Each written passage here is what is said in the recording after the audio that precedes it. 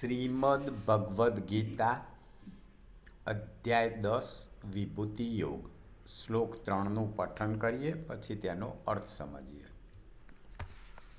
યો મામજમનાદિમ ચ વેત્તિ લોકમહેશ્વરમ અસમૂઢઃ સમર્તેષુ સર્વપાપૈઃ પ્રમુચ્યતે. અર્થાત જે મને અજન્મા એટલે કે વાસ્તવમાં જન્મ વિનાનો, અનાદિ એટલે કોઈ કારણ વિનાનો અને સર્વ લોકોનો મહાન ઈશ્વર તત્વથી જાણે છે.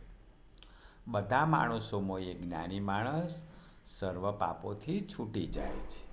તો અહીં ભગવાન કહી રહ્યા છે કે જે લોકો મને અજન્મા માને છે, સર્વ લોકોનો મહાન ઈશ્વરના તત્વ તરીકે જાણે છે, એવા જ્ઞાની માણસો સર્વ પાપથી મુક્ત થાય છે. જય શ્રી કૃષ્ણ.